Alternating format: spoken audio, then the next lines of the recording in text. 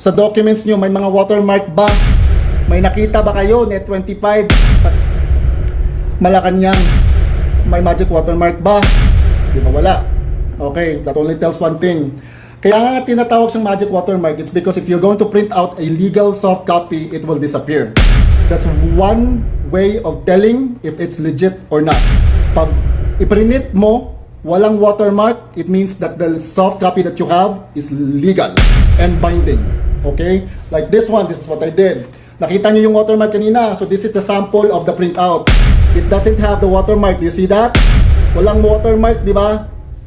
It means that it's real. It's only visible in the soft copy. Bobo. Kalbo. Pag kalbo, walang ginawang matino. Ito yung sinasabi natin dito. Kalbo ka. Ang galing mo. Hindi ko kilala itong kalbo na ito, pero bago uminit yung ulo natin, isang mapagpalang araw muna po sa ating lahat, mga kapatid, mga kababayan at mga boss. Kamusta na po kayo? Sana po okay lang kayo dyan habang nanonood kayo dito sa video ni Boss Rick Vlogs TV. Mag-relax lang kayo. Bago natin pag-usapan itong kalbo na ito at bago tayong high blood dito, nakita nyo naman doon sa parte ng video na pinanood natin, talagang nakakagigil. Sa totoo lang, tumaas din yung BP ko rito, itong kalbo na ito. Pero syempre, bago tayo makapagbigay ng magandang reaction, mas magandang panoorin muna natin kasi baka mamaya nagmalikmata lang tayo. Kaya kung ready na kayo. Pero bago natin simulan, bati muna tayo ng isang magandang umaga po, Luzon, Visayas at Mindanao. Siyempre pa sa mga kapatid natin, mga kababayan natin na nasa iba't ibang panig ng mundo, magandang umaga, magandang tanghali, magandang hapon, magandang gabi po sa inyong lahat dyan. Kamusta na po kayo? Sana po nasa mabuti kayong kalagayan at habang pinapanood ninyo itong video na ito, sana hindi kayo maabala. I-play lang ninyo ang mga cellphone ninyo at syempre, sana po wag ninyong i-skip yung mga ads. Okay. Kung ano man yung mga ads na nandyan, wag nyo po sanang tulong na po ninyo yan dito sa ating munting channel. Kaya ngayon pa lang nagpapasalamat na ako sa mga tao, syempre sa mga subscribers natin, mga viewers natin, mga silent viewers natin, mga ate, kuya, nanay, tatay, lolo't lola, may ngipin ka man o wala, dito ka na sa Boss Rick Vlogs TV. Mag-enjoy kayo rito. Kaya simulan na natin ang video para makapagbigay tayo ng reaksyon. Nakakagigil kasi itong kalbo. Kalbo! Pasok! Pasensya na, medyo masakit ang ulo ko kasi Clarissa, tangnan yan. Okay, may tanong ako. Clarissa, na pinsan ng isang Castro na kidnapper at saka Net25. Saan nyo nakuha yung mga documents na pinapakita nyo at pinapacirculate nyo online? Ha? Saan nyo nakuha yan? Mga jutang ginamis nyo. Saan nyo nakuha yan?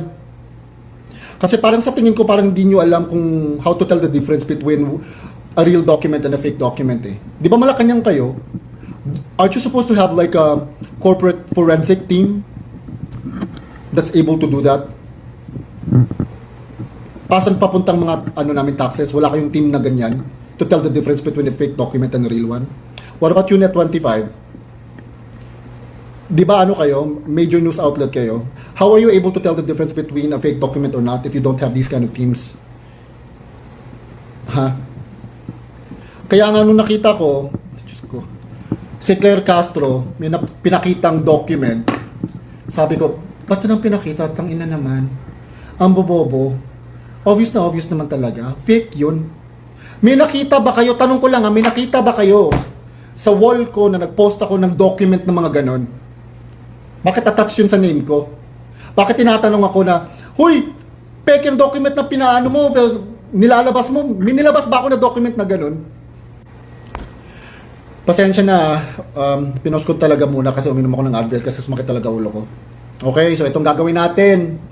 Sige, i-compare natin ang legitimacy ng documents na meron ako versus sa mga documents na pinapa-circulate nila online. Nitong si Tanim fake documents, Claire Castro, Malacanang, at saka itong si Net25.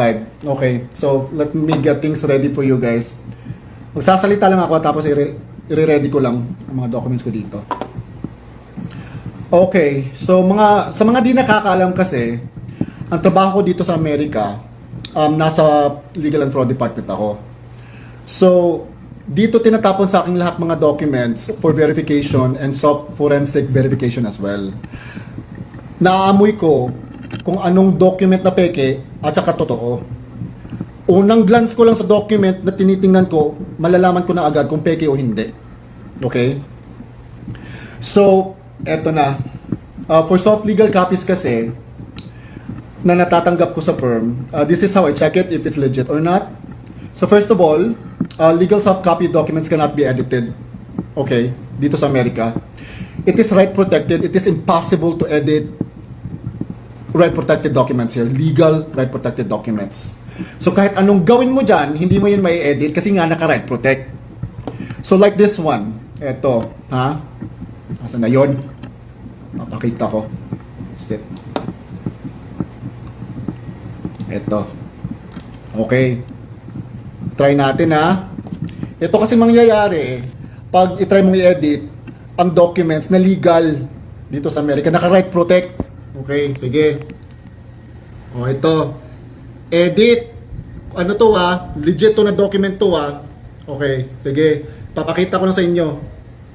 O, yan. Seal na. So, i-edit natin. Tingnan nyo kung anong mangyayari kung i-edit natin. O, yan.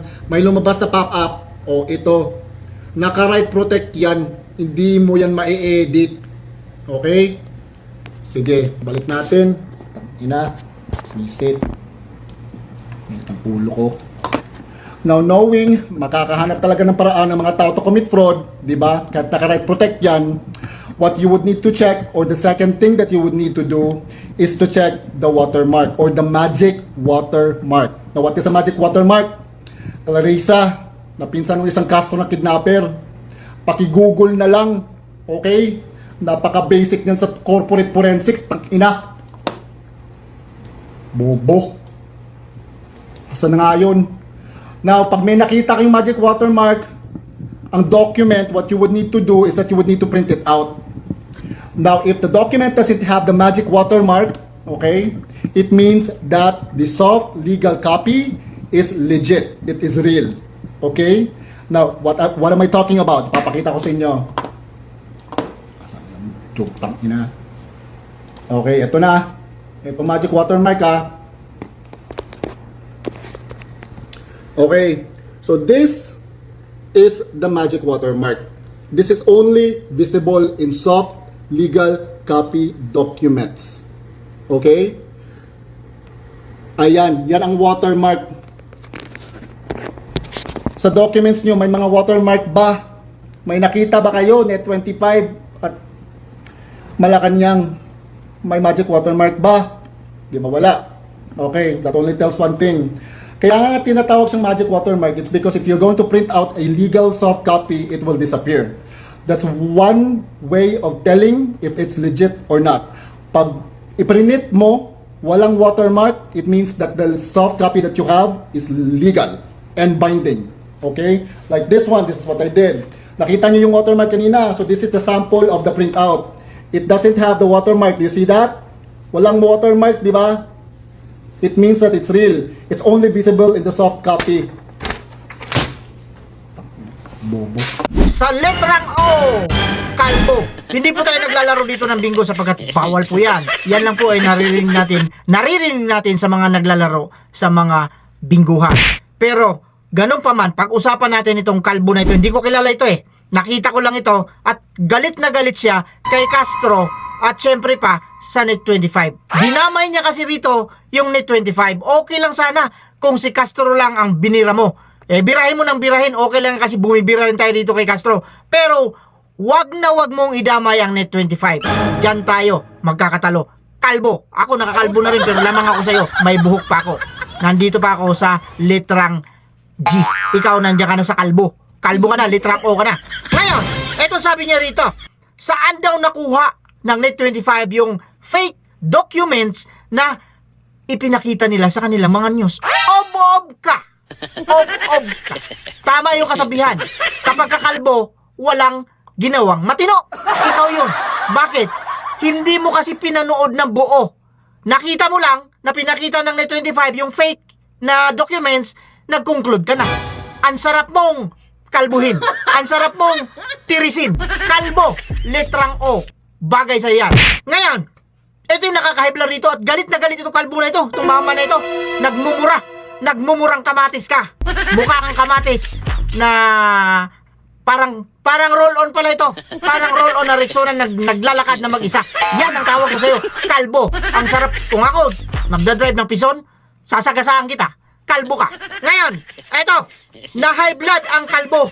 Tanim fake news ang Net25, sabi niya. Kung hindi ka naman kalbo, dapat hair implant ka. Ikaw dapat magtanim ng buhok mo. Itanim mo dyan sa ulo mo para magkaroon ka ng buhok at hindi ka maging kalbo. Nakaka-high blood ka, kalbo. Kayo, mamaya na, mga kapatid, mga boss, mga kababayan, mamaya na yung comment ninyo, manood muna kayo rito. Huwag kasi kayo magmadali, manood muna kayo, tapusin muna ninyo itong video bago kayo mag-comment. Iwasan ninyo ma-high blood, hayaan na ninyo na si Boss Rick, kayang-kaya na yung kalbo na ito, magsama-sama pa sila lahat. Pag-untugin ko itong mga ito. Ngayon, sabi niya rito, sa amoy pa lang, alam niya na kung ano yung fake at kung ano yung legit. Aba, malupit pala itong kalbo na ito. Bakit hindi naging K9 nito? Kasi sa pang-amoy pa lang nito, alam niya na kung fake ba o legit yung isang dokumento. So, ikaw na talagang kalbo. Eto, amuyin mo nga ito kung legit ito o fake. Oh, ngayon, pag natsambahan mo, dadapo sa mukha mo ito. Ay, dyan pala sa noo mo. Ang daming ano dyan eh. Ang daming naglalaro dyan sa utak mo. Kalbo. Ngayon, ito ang sabi niya rito. Sa totoo lang daw, na high blood siya. Sumama daw yung pakiramdam niya. Sana natuluyan ka ng kalbo ka. Diba? Nasa US, pinagyayabang niya. Nasa US ako. Oh, diba? Oh, magaling siya. Kagaya ng sinasabi niya rin. Nabubulol na ako siya. Pag kalbo talaga, walang ginawang magaling ito eh. Sa litrang O, kalbo. Ngayon, nawawala ako sa'yo, kalbo ka. Obob ka! Para hindi ako mawala. Yan. Okay lang, nabanatan mo si Castro. Gustong-gusto ko yan.